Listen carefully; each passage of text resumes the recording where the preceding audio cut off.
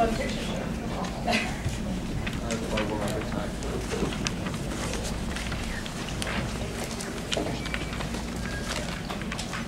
ready?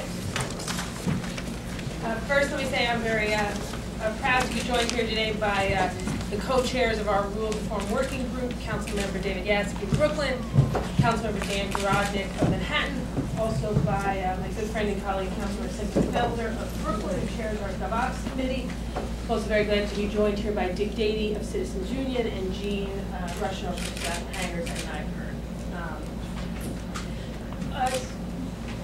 2.5 years ago, when I became Speaker of the City Council, I came to the Council very committed to the idea of implementing a reform agenda. A general reform agenda and a reform agenda relevant to the City Council's budget process. Obviously, what we've learned over the past few months has made it clear that more work needs to be done and that the commitment for reform needs to be even deeper. And that's why we're here today to announce what I believe are historic reforms in how the City Council operates in the city's budget process. Let me be clear, this is not the first announcement we have made about reform, and it will not be the last announcement we make about reform relevant to the budget and the other actions in city government. Let me start by talking about the 3 reforms we're making, which I think are most significant. Let me also thank my colleagues who have joined me, Robert Jackson of Northern Manhattan, Jessica Lappin of Manhattan, Andrea Dickens, our Majority Whip of Manhattan, Melissa Mark-Viverito of Manhattan Enterprise, and Miguel Martinez, the whole Northern Manhattan Coalition. Let me talk about the 3, I think, most significant reforms we are going to announce today.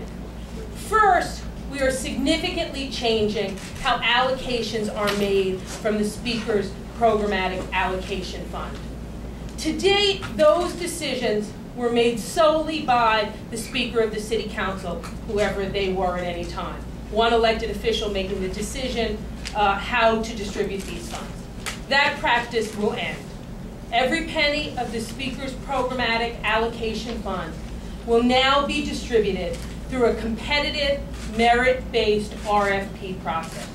Working with the Mayor's Office of Contracts, and I want to particularly thank Marla Simpson for all of her help, we will develop an RFP process that will help distribute that money to the most effective organizations in the parts of our city which are in greatest need, to make sure that that money is going out to organizations who can effectively and efficiently serve New Yorkers, and to make sure it is being distributed in an apolitical, merit-based manner. Second, we will create the Office of Independent Compliance Officer within the City Council. That person will report directly to the Speaker.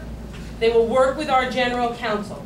That person's job will be to make sure that the City Council, as it relates to the reforms we're talking about today, as it relates to the charter, as it relates to all controllers' directives, as it relates to any other laws and regulations, that we are in full compliance in every way possible as it relates to the distribution and spending of funds within the city's budget and by the City Council. Now, we truly want this to be an independent office. That is why I will ask the Mayor's Charter Reform Commission to make a change to the city charter. A change that will make this independent compliance officer a position which has a term of 4 years. A term which would straddle 2 different speakers' terms, and we would make the position such that the individual does not serve at the pleasure of the Speaker and can only be removed for cause. Third, working closely with Attorney General Andrew Cuomo, and I want to thank his office for their assistance, we will be strengthening the requirements for local initiative process. We will be making sure, working with the Attorney General's office, that we have a rigorous review process as it relates to the determination of local initiatives by council members. We are also going to be creating a searchable database for all funding requests to the Speaker and to council members. This searchable database will in some ways mirror the Project Sunlight initiative, which Attorney General Cuomo has created. Let me also say we're going to be working with the Attorney General's office just for confirmation of the not-for-profit status of organizations. But this searchable database will have on it the list of anyone who's requested money from the City Council, anyone who's been allocated money from the City Council, and it will be linked to the City Clerk's office where people can make cross-references to lobbyists who may or may not represent those entities which are seeking funding. We are also going to make changes in the Schedule C document. That is the document in which, among other things, funding allocations by the City Council are listed. We're going to change that document to make it written as a programmatic budget document to be consistent with our programmatic budget reforms. We are also going to make that Schedule C document available to the public at least 24 hours prior to the voting on the city budget by the City Council. I think these are a very important set of reforms. They're a set of reforms which I believe will give New Yorkers a full sense of faith in the idea of their taxpayer dollars being distributed in an apolitical manner, a transparent manner, and a manner which assures that money is going to qualified organizations that are serving New Yorkers. I'm going to ask Council members Garodnick and Yaski to work with the members of the Rules Reform Working Group to take these changes, make them into rules changes for the City Council, and I'm going to ask my colleagues to vote on them as permanent rules changes to the City Council. You know, as I said before, 2.5 years ago when I started this job, I came to it with a deep belief that we needed to make reforms in how the City Council did its job. That we needed to make those reforms so New Yorkers could feel confident that we in the City Council were coming to work every day with the needs of New Yorkers as the foremost needs in our mind. I stand by that goal. Obviously, what we came to learn in the past few months has made it clear that we need to work harder and deepen our commitment to reform.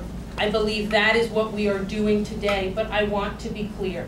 This will not be the last reform effort as it relates to the budget or any other matter that you see from this City Council or this Speaker's office.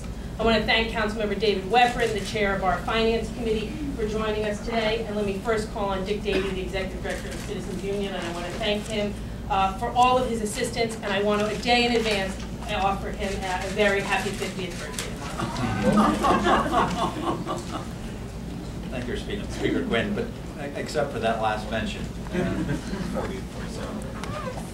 Citizens Union has been pleased over the last couple of years to see the city led by reform-minded individuals like Mayor Bloomberg and Speaker Christine Quinn. When she began her tenure, we pressed her and the council to reform the way in which the City Council operates. There was a number of rules reforms that we suggested in a report at the beginning of her term. We pressed for changes to be made to the campaign finance program. We pressed for changes to be made to the way in which lobbyists' activity is reported and disclosed. And we were pleased to see the council speaker and the mayor respond to those challenges and really bring forward reforms that strengthen the way in which our city government functions and increased access for citizen information about these practices. We were, like many individuals and citizens of the city, concerned and disturbed last week to learn about what had been several years long practice of hiding money apart from the regular budget process to be used later on throughout the year.